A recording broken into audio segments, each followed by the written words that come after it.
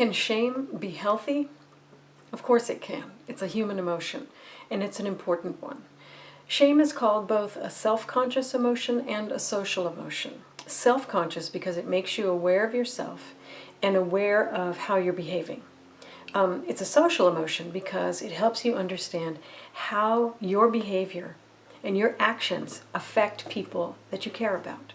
So shame helps you become a sort of an upright moral being who is both self-aware and other-aware. We don't hear that a lot about shame if you don't look at the shame research, but shame is really crucial for the development of yourself in community. Shame is also crucial for the development of empathy. So you've got to care enough about your effect on others before you can be appropriately empathic, right? But shame can be painful. So even though shame is healthy and appropriate and necessary, it can sometimes be very difficult to deal with, especially if you've done something to hurt someone else. Now, there are whole books and sites, and many of them, on how to apologize because we have such a difficulty dealing with our honest and appropriate shame. But I can tell you that your shame is your friend, and it wants you to do the best and treat people the best and treat yourself the best so that you can be a successful person in this world, not just in the exterior world, but in your internal world, because you'll be able to, with your help of your healthy shame, you'll be able to live up to the important morals and values and ethics that you find valuable and important. Now, the trick is, with shame, is to make sure that you understand what you find moral and ethical and important, right? So a good practice with shame is called burning contracts, and I'll put a link to it below this video. But burning contracts is a way to look at the morals and ethics that you've agreed to, and if you don't agree to them anymore, to burn them and get rid of them. That way your shame will be sort of updated, and your shame will know, okay, that used to be an important moral structure. It isn't anymore, so I don't have to pay attention to it. This becomes really important when the things that you agreed to and the ethics that you have are not healthy. So let's say you have an ethical agreement with yourself. You picked it up somewhere, which says that you won't be loved until you're perfect. Now let's say, besides your everyday work with your shame, which is to make sure you're perfect all the time, which won't work, but your shame doesn't know that. It just knows that this is one of the important ethics that you've agreed to, so it's going to do everything it can to make sure that you are perfect at all times. And let's say that someone, unbeknownst to themselves, comes along and tries to love you. Your shame may go into overdrive because you're not perfect yet, so therefore you cannot be loved. So therefore this person is incorrect to love you, right? So if you have a moral or ethical structure that is in itself impossible, your shame will have to work harder and harder and harder to help you live up to it. And so burning contracts becomes incredibly important so that you can look at that. You cannot be loved until you're perfect, to write it down, to work with it, and to get rid of it so that your shame doesn't have to live in that sort of horrible world anymore. So that's what we do with unhealthy and inappropriate shame, or shame that's unlivable, right? But your shame is not unhealthy. Let me say that again. The shame is doing its job. It feels unhealthy because the shame is happening in such a way that it's miserable for you and everyone around you, right? And you would say shame's a bad emotion. But what I'm saying is no, shame is doing its job. What's bad is that message that you won't be loved until you're perfect, right? Shame didn't choose the message. It's your helper. It helps you live up to your moral structure. So you have to make sure you understand what your moral structure is, and that if there's anything unlivable in there, get rid of it so that your shame can have a vacation and be able to work with you on things that are workable, that are livable, that are worth doing. So if you have a tendency to think of shame as a terrible emotion, I want you to look at what your shame is doing, or what the shame of other people is doing, in order for you to call it terrible, right? The shame is an honorable emotion.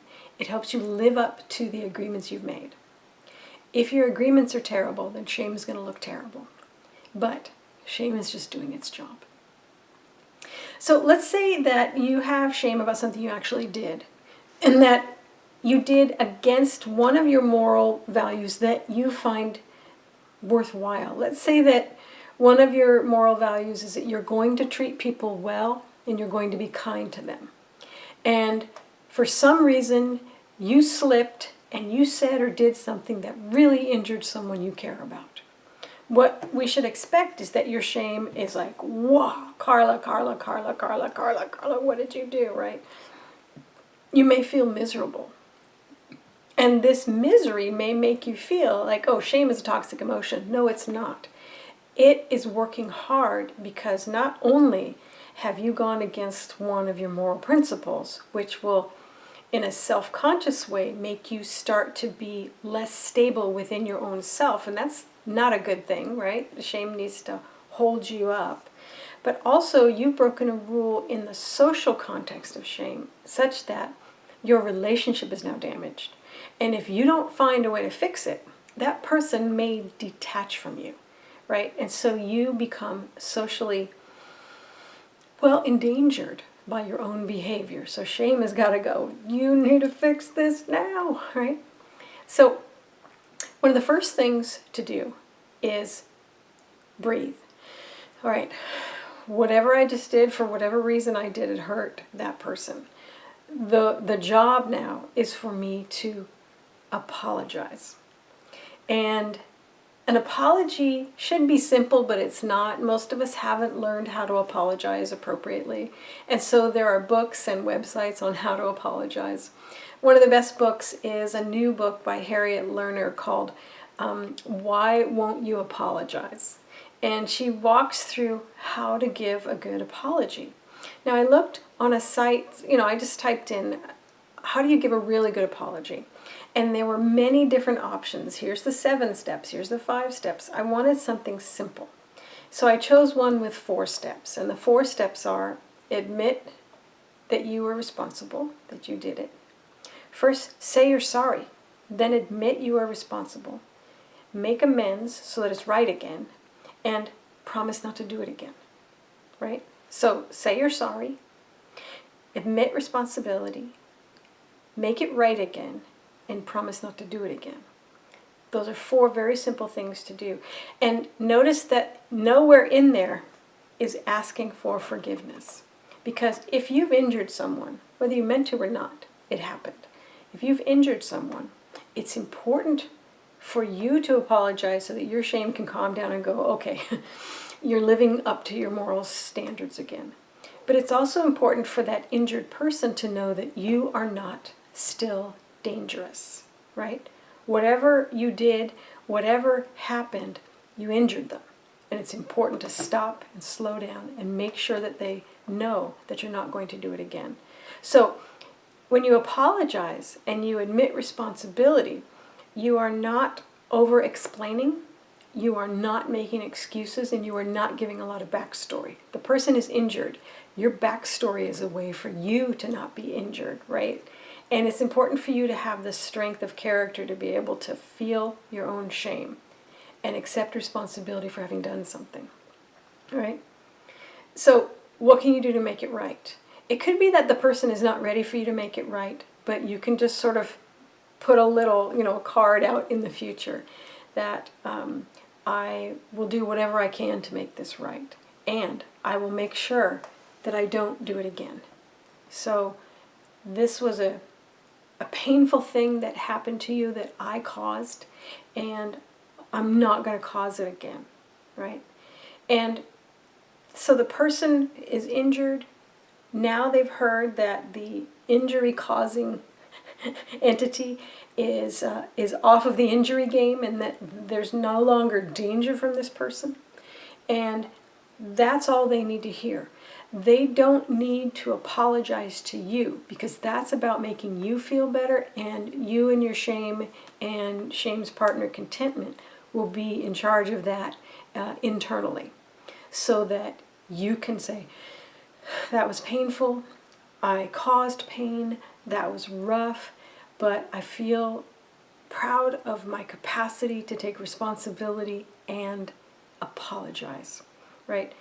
If that person wants to forgive you, that's great, right? But it can't be a part of your apology. It's like that's the next step that they need to make for their own sense of self and their own sense of social and interior responsibility, right?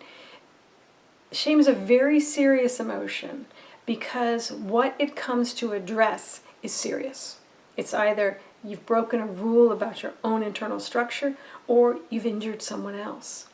So it's not, like, yay, fluffy shame. It's like you need to straighten up and fly right, friend. So it's really important to have the four things, so it's like apologize, admit responsibility, don't make excuses, make amends, make it right again, and promise not to do it again. Don't make it the other person's fault, and don't put the onus of responsibility on the other person who you've injured. Whether you meant to do it or not, you've injured them. That they need to forgive you so that you'll feel better. That is backward, right? There's no place for asking for forgiveness in the initial apology, right?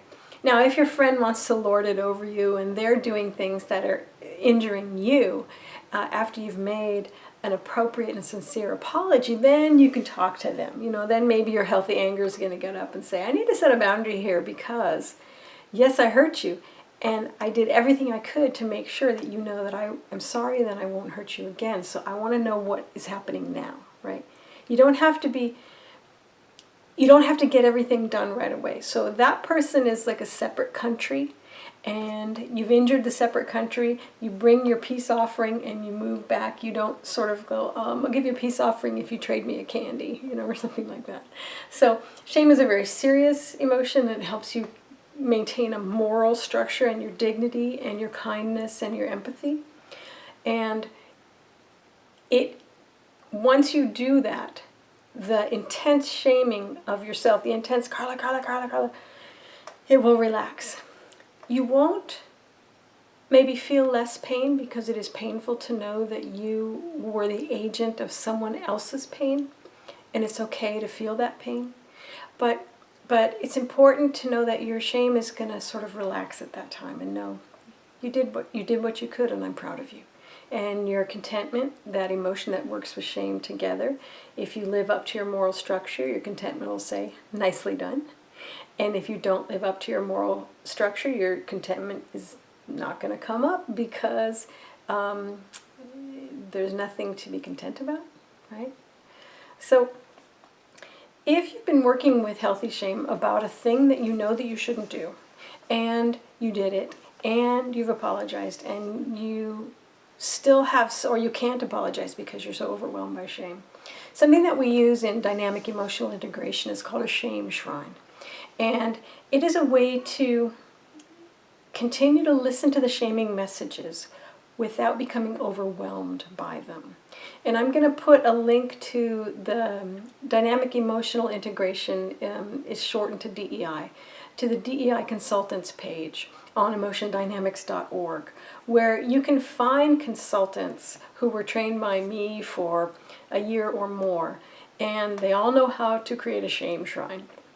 It's a wonderful practice to use if you and your shame are not quite friends yet. Maybe you've got a lot of old messages that don't need to be there, and old parts of your moral structure that are toxic. Or you've done a lot of things to hurt people and you cannot find your way to an appropriate apology. You may need to do something a little bit,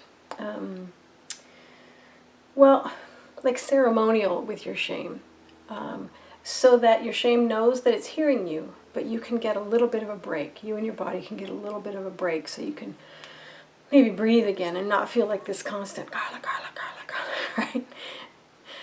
In the language of emotion cards, we talk about shame as restoring your integrity. Its gifts are atonement, integrity, self-respect, and behavioral change.